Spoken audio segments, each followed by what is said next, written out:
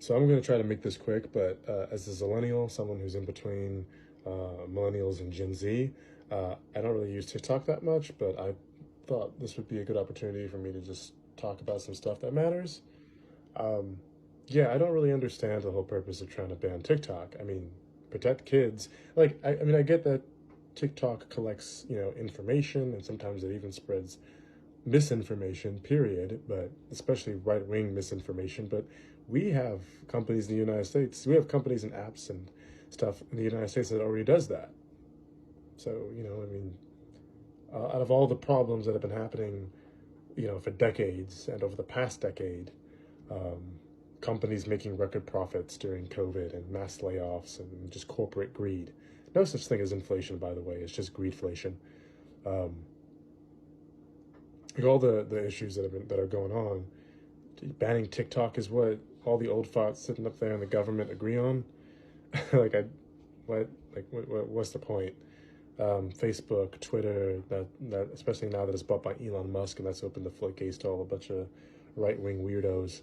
I mean, it's a lot of similar stuff that that you could accuse TikTok of doing, but I guess it's different if the app is owned by the United States. If the U.S. government can take your information and spread misinformation, and a bunch of right wing crazies can mess up people's minds, and just people that are virulently wrong in general, but that has to be said. So yeah, I don't really get it. I mean, if you want to protect kids, I mean, of course I know more than this, but it's just some of the stuff I could think of on the fly. You want to protect kids, and yet you ban women's constitutional right to abortion. There's no universal health care. Millions of starving kids in the U.S., millions of vacant homes, empty homes throughout the U.S., corporations being allowed to buy homes, but then again, having shelter and a roof over your head is the right of every worker worldwide. It's a human right. Mixing capitalism straight up into our healthcare and into our housing obviously results in greed. Surprise, surprise. No rent protections.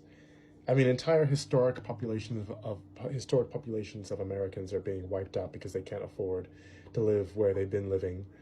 Um, Gentrification, all that affects kids, people with kids, parents, families, all that. No diversity of homes, R1 zoning, car-dependent infrastructure that isolates us, no third places, police corruption and brutality, for-profit prisons, police in schools, teachers with guns in classrooms, qualified immunity. Cops can just literally get away with anything and they can investigate themselves. Um, no gun control. Don't want to listen to Zillennials, Millennials, Gen Z, younger Millennials, older Gen Zs. Don't want to listen to us when we march in the streets, when we protest. Don't want to listen to us. Jailing black and brown Latino kids at the U.S.-Mexican border, but protect kids. All of this, protect children, protect children, protect children. We gotta protect children. Like, come on. Um, no complete student loan forgiveness. One of the things that's holding back a lot of people back from having kids, and other important milestones for older Gen Z and Zillennials and Millennials.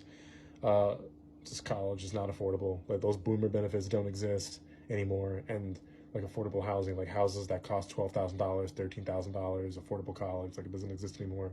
And if you were African American or Native American, you were systemically kept out of those boomer era benefits.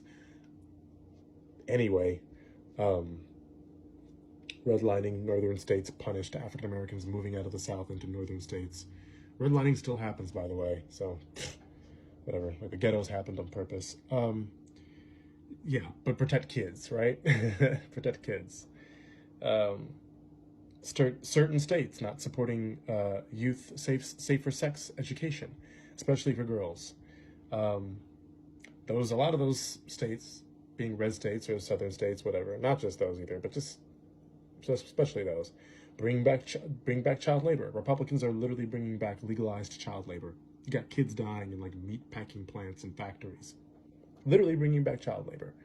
So yeah, all of this stuff and so much more over the past 10 years and even before then. Can you tell that I'm stressed out? Like, I always look tired now with all of personal stuff that's going on in my life, like years of pain.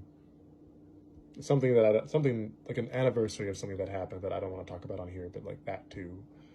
And then this. So yeah, protect kids. I don't. Huh? And it's just like it's just look. This has been the case since we were the 13 colonies all the way till now. If white folks are suffering, it means that Native Americans and African Americans on the bottom of the racial hierarchy, even below Native American people, that means that we suffer 3-4 times as much.